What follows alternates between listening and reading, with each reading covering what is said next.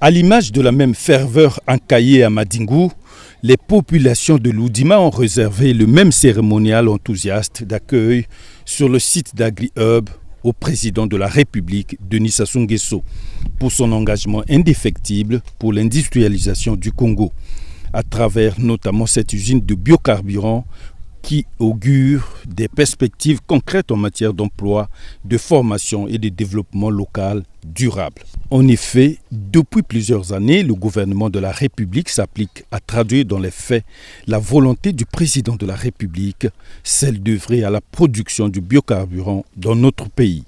La preuve a été donnée ce 28 juin 2025 à l'Oudima, dans le département de la Bouinza, où Denis Sassou Nguesso a procédé à la mise en service d'AgriHub de l'Oudima, un véritable pilier stratégique de la transition énergétique au Congo.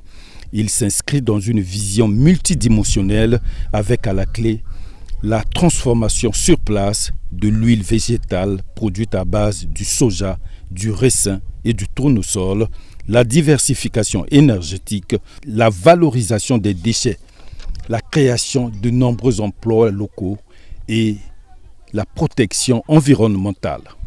La société italienne assure s'appuyer sur les agriculteurs locaux pour se procurer la matière première. Ce faisant, elle leur fournit des compétences, des équipements et des services nécessaires à la création d'une filière locale spécialisée.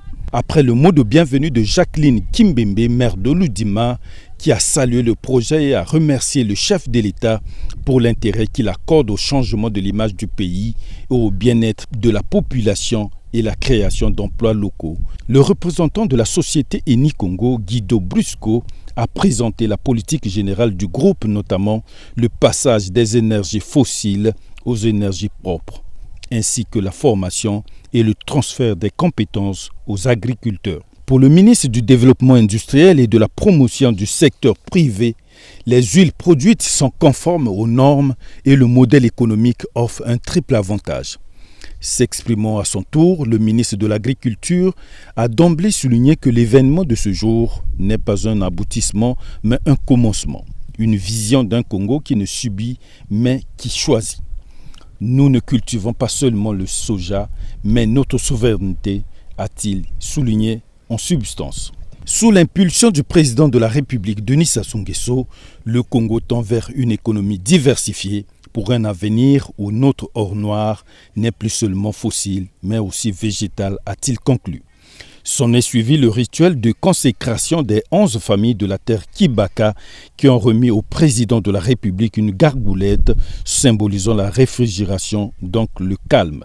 Avant la coupure du ruban symbolique, dévoilement de la plaque inaugurale et l'actionnement par Denis Sassou Nguesso du bouton marquant le démarrage des machines pour la production des biocarburants. C'est à 13h que le président de la République, Denis Sassou Nguesso, a une fois de plus communié avec les populations qui ont toujours été témoins lorsque le chef de l'État pose un acte de portée historique avant de quitter l'Oudima pour Brazzaville via l'aéroport d'Nkayi.